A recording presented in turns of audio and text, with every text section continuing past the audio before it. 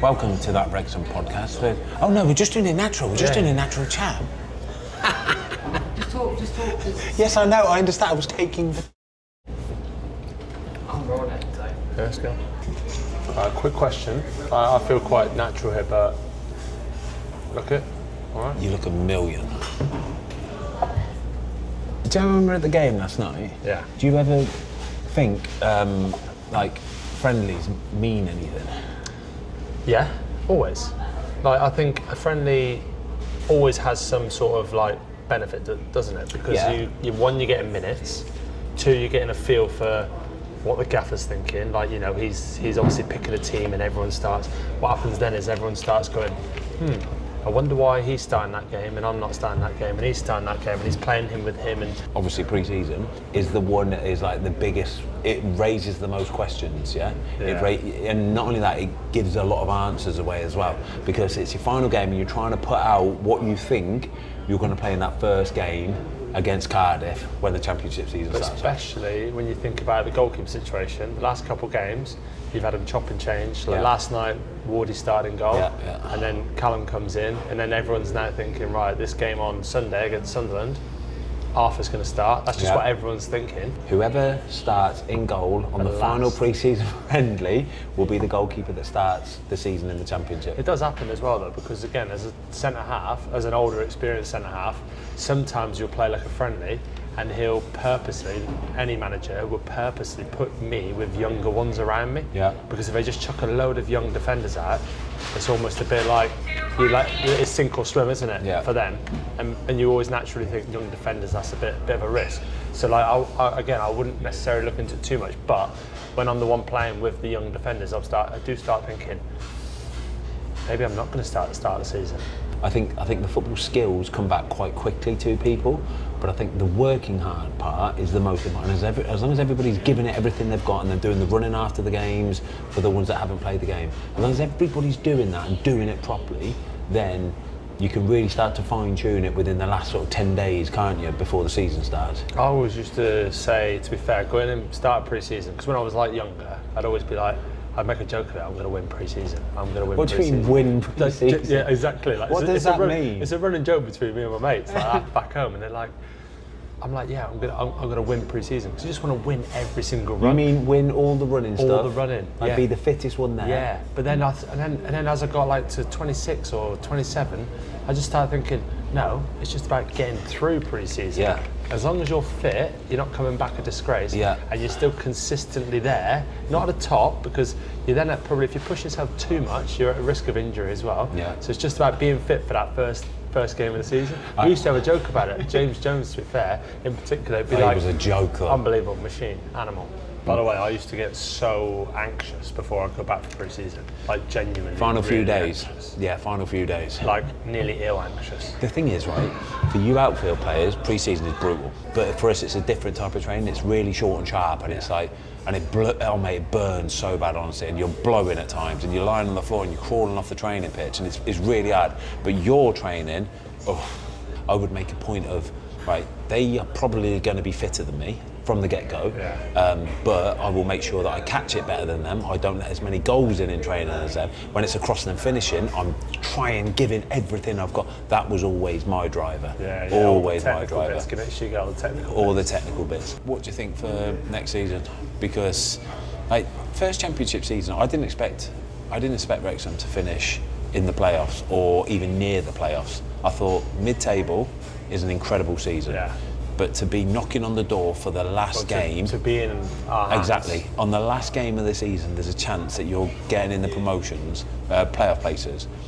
That's ridiculous, isn't it? What do we need to do to go one step further? Yeah, I think the tough thing, thinking about the squad now, like, so obviously play against Man United. Yeah. Sam Smith scores. Yeah. Striker, you're thinking, brilliant. Good.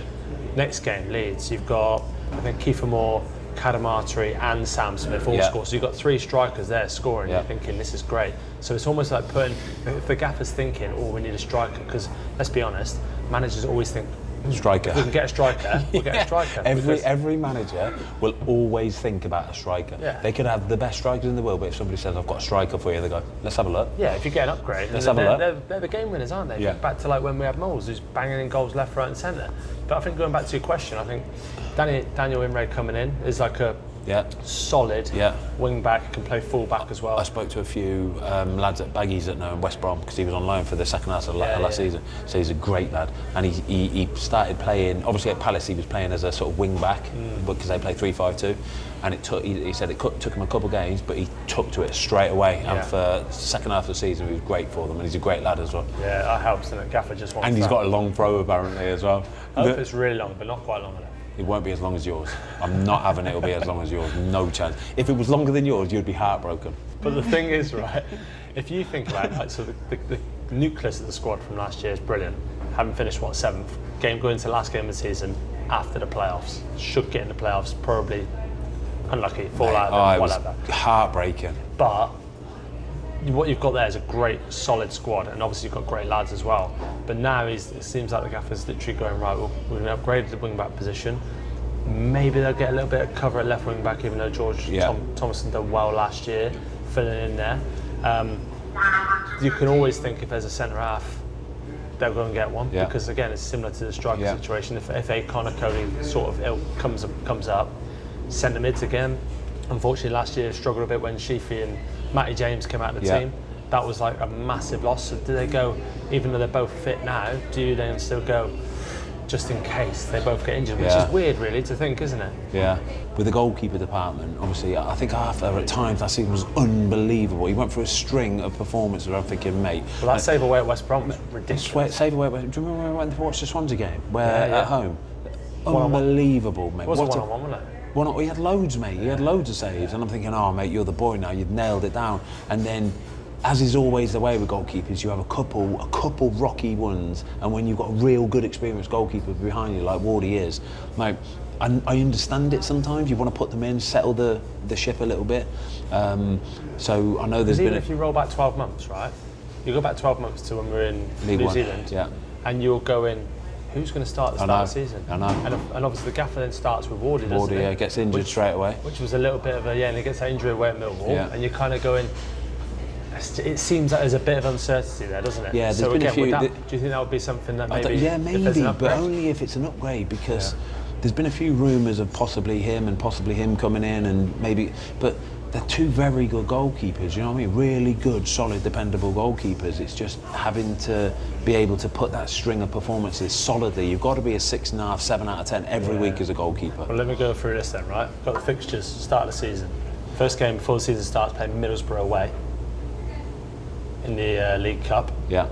Which, of course, that will be almost like the last pre-season game. Probably will, yeah. Because when we play I don't think it will. Do you not? You think it goes full? Because I think that last game against Middlesbrough is in the midweek, isn't it? It's a Friday, but no, it's is it a week before? Days, yeah. But I think so I think he'll use that as like the final pre-season friendly, basically, where he'll put the full strength team out, and then, right, lads, you need to make sure you nail on your position and give me a great performance so that you're starting next week against Cardiff. That's what he'll have to do. And then we go to Cardiff, opening day of the season. Yeah. Which is ridiculous, really. What a first game of the season. I was at that game. Well, I did the game last year. Yeah. I did that game last year for BBC, and to be honest with you, Cardiff deserved to win. Mate, they were unreal. They were brilliant. They were great. But the frustrating thing was Cardiff were in total control of the game. Yeah. And then we go and get a goal by a simple ball up top. Kiefer Moore imposing himself like he does, and we kind of go and get a goal off the back of it from nothing because they were in control of the game. But then we never went and did that again. Yeah. But then I always think the excitement of that first game, them at home, back in the Championship, it's going to be tough. Mate, Championship next season, I know you've got the fixtures there in front of you, right? But it might be the most difficult Championship season to get promoted out of that we have seen in an awful long time. So all of these teams that I'm about to mention, all of them, and you could probably throw another couple rogue ones in there as well, will genuinely be thinking they've got a chance of getting promoted next year. So obviously, Wrexham, you've got Birmingham, Burnley, Sheffield United, West Ham, Wolves, Southampton, West Brom, who finished the season really strong last year as well. Every one of them will be thinking, I think we're going to give it a good go this season. When you've even got Middlesbrough, who are in the playoffs. Yeah. You've got Derby, who just missed out in the playoffs. Oh, me. Yeah, it's a tough league. It's a really tough league, isn't it?